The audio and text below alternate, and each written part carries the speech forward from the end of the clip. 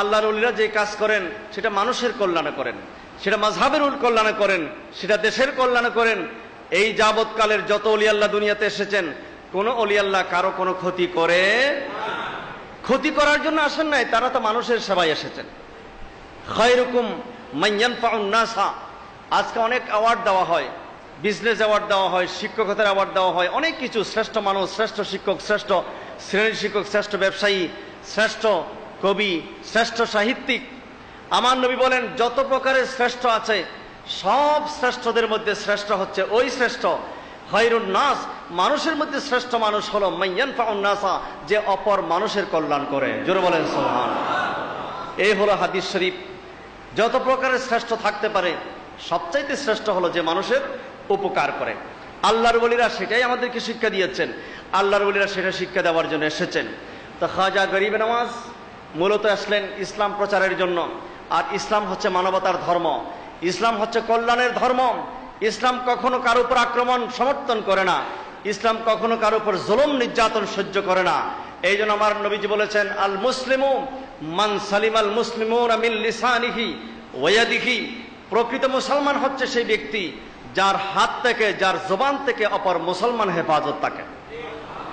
এখন অপর মানুষ হেফাজত থাকবে দূরের কথা, আমাদের জবান থেকে, আমাদের হাত থেকে, আমাদের কলম থেকে খোদ আল্লাহ রসুলও তো, আল্লাহ রসুলের ইজ্জতও হেফাজত নেই, আল্লাহর ওলিদের ইজ্জত সম্মানও হেফাজত নেই। আজকে কলম পেয়েছে, কলম দিয়ে সে আল্লাহ রসুলের বিরুদ্ধে লেখা শুরু করে দিয়েছে। কলম হাতে এসেছে, আল্লাহর ওলিদের বিরুদ্ধে লেখা শুরু করে দিয়েছে। মুখে মাইক এসেছে, মাইক দিয়ে প্রথমে আক্রমণ আল্লাহর ওলিদের বিরুদ্ধে, প্রথমে আক্রমণ আল্লাহর নবীর বিরুদ্ধে, আক্রমণ ডাইরেক্ট আল্লাহর বিরুদ্ধে। জোরে বলেন নাউজুবিল্লাহ। ভালো কথা মুখ দিয়ে আসে না, খারাপটাই আগে আসে। তো সুতরাং আজকে বাংলাদেশে 2.5 লক্ষ মসজিদ, প্রত্যেক মসজিদের মধ্যে একটা টপিকস থাকা দরকার, খাজা গরিবে নওয়াজ। খাজা গরিবে নওয়াজ যার মাধ্যমে ইসলাম এসেছে, যিনি আমাদেরকে নবীজির ইশক মোহাব্বত শিখিয়েছেন, যিনি আমাদেরকে আজান শিখিয়েছেন, যিনি আমাদেরকে নামাজ শিখিয়েছেন।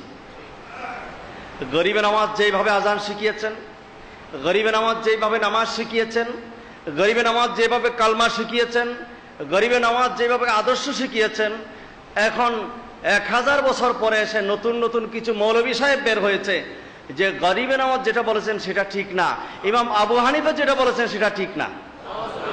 আর জোরে বলেন নাউজুবিল্লাহ। ইমাম আবু হানিফা রহমতুল্লাহ আলাইহি শিখিয়েছেন বিতির নামাজ 3 রাকাত। এখন পিস টিভির মৌলবীরা বলে আবু হানিফা যেটা বলছে এটা ঠিক না, গাউসে পাক যেটা বলছে এটা ঠিক না, খাজা গরিব নওয়াজ যেটা শিখালেন এটা ঠিক না, হযরতে বাবা শাহ জালাল যেটা শিখালেন সেটা ঠিক না, হযরত বাবা শাহ পরান যেটা শিখালেন, হযরতে যত শেখ মুহাক্কিক আব্দুল হক মুহাদ্দিস দেহলভী, হযরতে শাহ ওলিউল্লাহ মুহাদ্দিস দেহলভী, হযরত আব্দুর রহিম মুহাদ্দিস দেহলভী, এই পাক ভারত মহাদেশে এত জবরদস্ত মুহাদ্দিসিন ইকরাম, বড় বড় মুফতিয়ান ইকরাম, ফুকাহা ইকরাম হাজার হাজার এসেছে, আবার তারা বিদায় নিয়েছে।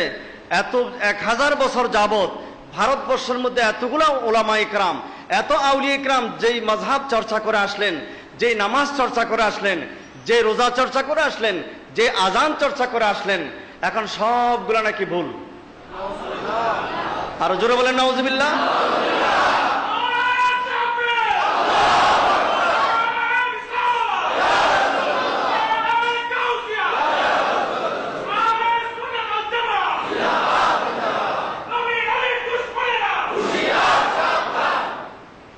বড় আফসোসের বিষয়, সেদিন পিস টিভির মধ্যে বলল যে আওয়াবিনের নামাজ বলতে কিছুই নাই। এরা কি আসলে মানুষকে মুসলমান বানাতে চাচ্ছে, নাকি দিন ইসলাম থেকে, নামাজ রোজা থেকে মানুষদেরকে দূরে সরিয়ে দিতে চাচ্ছে? অথচ স্পষ্ট হাদিসের মধ্যে আছে আওয়াবিনের নামাজের কথা আছে। এখন বলা হচ্ছে জুমার নামাজের আগে যে 4 রাকাত, কাবলাল জুমা 4 রাকাত পড়েন, পরে যে 4 রাকাত সুন্নত পড়েন, বলে এগুলো কোনো দলিল নেই। বিতির নামাজ 3 রাকাত পড়ে আসছেন, বলে না 3 রাকাত না 1 রাকাত বিতির নামাজ। 20 রাকাত তারাবি পড়ে আসছেন, না এখন 8 রাকাত তারাবির নামাজ। তাহলে খাজা গরিব নামাজ কি করলেন? ভুল করলেন। হযরত বাবা শাহ জালাল ভুল করলেন, হযরত আব্দুল হক মুহাদ্দিস দেহলভী ভুল করলেন। এই ঢাকা আলিয়ার মধ্যে এত বড় বড় মুফতি সৈয়দ মুফতি আমিমুল ইহসান মুজাদ্দিদি বরকাতি, এত বড় চতুর্দশ শতাব্দীর মুজাদ্দিদ আলা হযরত আজিমুল বরকত ইমাম আহমদ রেজা খাঁ, এত বড় বড় আলেমরা কি ভুল করলেন? দেখেন কিভাবে ষড়যন্ত্র শুরু হয়ে গেছে, কেমন ষড়যন্ত্র। এখন নামাজ নিয়ে ষড়যন্ত্র শুরু হয়ে গেছে। কোথায়? আমি নাম ধরে বলছি, পিস টিভির মধ্যে। এগুলো সব হচ্ছে আহলে হাদিস। আহলে হাদিস নাম দিয়ে মূলত আহলে খবিস। কারণ আমাদের ইমান আকীদা নিয়ে এখন এরা ফিতনা শুরু করে দিয়েছে। বলা হচ্ছে মদিনা শরীফ যাওয়া শিরিক, জিয়ারতের উদ্দেশ্যে মদিনা শরীফ যাওয়া শিরিক, যাওয়া জায়েজ নেই। এরকম আমি কয়টা বলবো? শত শত। ওই যে বললাম সেদিন, একটা মিথ্যা কথা শুনতে শুনতে অনেকে মনে করে সেটাই সত্য কথা। আবু হানিফা যেটা বলেছেন, আবু হানিফা হাদিস শরীফ জানতেন না, ইমাম আবু হানিফা রহমতুল্লাহ হাদিস শরীফ জানতেন না, এরকম জঘন্য কথা বলা হচ্ছে।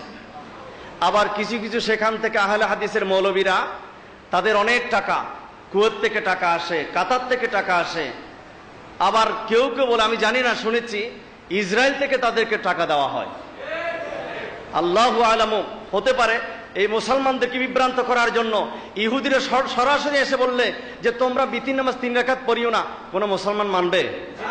কিন্তু আমার মতো একজন মৌলবী মাথায় পাগড়ি দিয়ে মুখে দাঁড়িয়ে রেখে যখন বলবে, তাইলে তো অনেকেই। সেদিন আমাদের এক পরিচিত মানুষ সুন্নি, উনি বললেন, হুজুর আমরা তো 18 বছর ধরে আওয়াবিন পড়ে আসছি, যে এখন ওই যে টেলিভিশনে একদিন বলল যে অথেন্টিক কোনো হাদিস নাকি নাই, যদি না থাকে তাহলে আমরা এগুলো কেন করতেছি? দেখেন, আমাদের ভিতরে কিছু দুর্বল ইমানদার আছে, আমাদের ভিতরে কিছু, মাশাআল্লাহ, আমাদের গাউসুল আজম মসজিদের মধ্যে নাই, কিন্তু ইনশাআল্লাহ, কথা ঠিক কিনা? পাহাড় এক জায়গা থেকে আরেক জায়গায় যেতে পারে, আমাদের মুসল্লিরা কিন্তু নড়বে না ইনশাআল্লাহ। কিছু কিছু মিঠা সুন্নি আছে, মিঠা সুন্নি, গোলাপি সুন্নি, এরা কিন্তু নড়ে যায়। এই হুজুরের কথাও ভালো লাগে, ওই হুজুরের কথাও ভালো লাগে, কিয়াম করলেও ভালো লাগে, না করলেও ভালো লাগে, আছে না? আমার কি দরকার, আমি এদিকেও নাই, আমি ওইদিকেও নাই। তো এটা তো এরকম তো কোনো পরিচয় নেই। পুরুষও না, মহিলাও না, এদের নাম কি? উচ্চারণ করতে চায় না। এরা হচ্ছে ওই জাতীয়। এরকম কোনো পরিচয় হতে পারে না কোনো মানুষের। কারণ কারবালার ময়দানে যদি আপনি থাকতেন, হয়তো আপনাকে এজিদের পক্ষে যেতে হতো, অত ইমাম হুসাইনের পক্ষে থাকতে হবে। এজিদের পক্ষে কেউ যাবে? আমরা সবাই ইমাম হুসাইনের পক্ষে থাকতে। ইমাম হুসাইনের পক্ষে খাজা গরিবে নওয়াজ, ইমাম হুসাইনের পক্ষে হুজুর গাউসে পাক, ইমাম হুসাইনের পক্ষে হযরত শেখ আব্দুল হক মুহাদ্দিসে দেহলভী রাহমাতুল্লাহি আলাইহি, ইমাম হুসাইনের পক্ষে হযরত ইমামে আজম আবু হানিফা রাহমাতুল্লাহি আলাইহি। ইমাম হুসাইনের আওলাদ হযরত জাইনুল আবেদিন রাদিয়াল্লাহু তাআলা আনহু, ওনার সন্তান হলো হযরত ইমাম বাকের রাদিয়াল্লাহু তাআলা আনহু। সেই ইমামে আবু হানিফা রাহমাতুল্লাহি আলাইহি বলেছিলেন যে ইমাম হুসাইনের সন্তান ইমাম জাইনুল আবেদিন রাদিয়াল্লাহু তাআলা আনহুর সন্তান হযরত ইমাম বাকের রাদিয়াল্লাহু তাআলা আনহুর হাতে আমি যদি বায়াত গ্রহণ না করতাম, আমি যদি মুরিদ না হতাম, আমি ইমাম আবু হানিফা হতে পারতাম না। শুধু তাই না, আমি আবু হানিফা ধ্বংস হয়ে যেতাম। এত বড় ইমাম, যিনি কোরআনে করিম থেকে লক্ষ লক্ষ মাসালা বের করলেন, সেই ইমামের অভিব্যক্তি, সেই ইমামের যদি চিন্তা ভাবনা এই হয়, তাহলে আমরা কারা? আমরা তো অনেক দুর্বল। এখন এই হুজুরের কথাও ভালো লাগে, ওই হুজুরের কথাও ভালো লাগে। আসলে বুঝতে হবে, এখানে আমাদের ইমান নিয়ে কিন্তু ষড়যন্ত্র শুরু হয়ে গেছে। শুধু মসজিদে নয়, এখন তারা টেলিভিশন বক্সে বসে কোটি কোটি মানুষ থেকে 24 ঘন্টা এই সমস্ত কথাগুলো বলে যাচ্ছে। একই কথা তারা বারবার বারবার বারবার বলে যাচ্ছে। আর আমরা বলছি শুধু রমজান মাসে 1 মাস, শেষ হবে? পারবো মোকাবেলা করতে? না, এ অল্প দিয়ে হবে না। আমাদেরকে সেরকম সমান থালে যুদ্ধ করে যেতে হবে। এটা আমাদের ইমানি দায়িত্ব। মানুষের ইমানকে রক্ষা করা আমাদের ইমানি দায়িত্ব। যদি পালন না করি, আল্লাহ রাসূলের দরবারে জবাবদিহি করতে হবে। এবং এই যুগের মধ্যে সবচেয়ে বড় জিহাদ এটা। এক সময় ছিল তরবারি নিয়ে যুদ্ধ, এক সময় ছিল অস্ত্র নিয়ে যুদ্ধ। বদরের যুদ্ধের মধ্যে যখন কাফের বেদিন আক্রমণ করে মুসলমানরা সেই যুদ্ধের মধ্যে অবতীর্ণ হয়েছিলেন। বলতে পারতেন, বাবারে আমরা ঝামেলার মধ্যে নেই, আমরা ঘরে বসে থাকি, আমরা শান্তি চাই। এটাও তো করতে পারতেন। সাহাবায়ে কেরাম কেন জিহাদের ময়দানে গেলেন? উহুদের ময়দানে কেন গেলেন? তাবুকের ময়দানে কেন গেলেন? খন্দকের যুদ্ধের মধ্যে কেন গেলেন? লা হিজরত বাদাল ফাতহে, বুখারী শরীফের হাদিস। মক্কা বিজয়ের পর আর হিজরত নাই, ওয়ালাকিন জিহাদুন ওয়া নিয়াতুন, কিন্তু জিহাদ এবং নিয়ত আছে। তো জিহাদ করতে হবে। যেই যুগের মধ্যে বাতিল্লা যেই অস্ত্র নেয়, হকপন্থী মুসলমানদেরকে সেই অস্ত্র নিয়ে যুদ্ধ করতে হবে। এখন বাতিলপন্থীরা মিডিয়াকে অস্ত্র হিসেবে নিয়েছে, তারা টেলিভিশনকে অস্ত্র হিসেবে নিয়েছে। সেখানে বলা হচ্ছে, জাকির নায়েক ডাইরেক্ট বলে দিয়েছে, ভলিউম লেকচার সমগ্র ভলিউমের মধ্যে লেখা আছে যে মদিনা শরীফের মধ্যে রওজার মধ্যে আমাদের নবী নাকি মৃত নবী। এখন সেই সুন্দর সুন্দর কথা বলে চমৎকার চমৎকার কিছু তথ্য দিয়ে আমাদেরকে কিন্তু বিমোহিত করে দিচ্ছে, আমাদেরকে আকৃষ্ট করে সেদিকে নিয়ে যাচ্ছে। বলছে না, হাত আগে যে নামাজ পড়ছ সেটা সহি নামাজ না, সহি নামাজ হলো বুকের উপর হাত বাঁধা মহিলাদের মতো। আগে যেরকম দাঁড়িয়েছে সেটা না, দাঁড়াতে হবে একের পাশ ছড়িয়ে, এটা সহি নামাজ।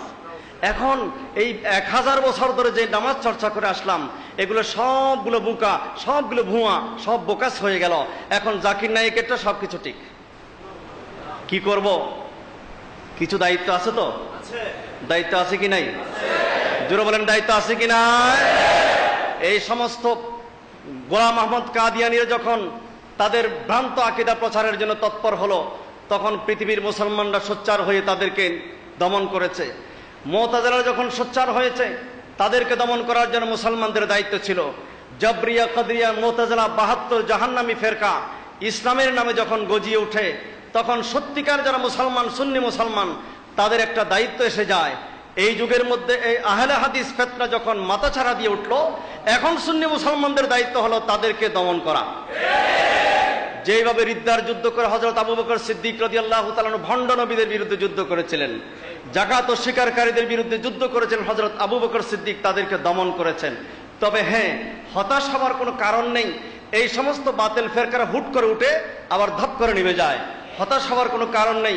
সুন্নি মুসলমান তথা আহলে সুন্নাত ওয়াল জামাত তখনও ছিল, এখনো আছে, কিয়ামত পর্যন্ত থাকবে ইনশাআল্লাহ।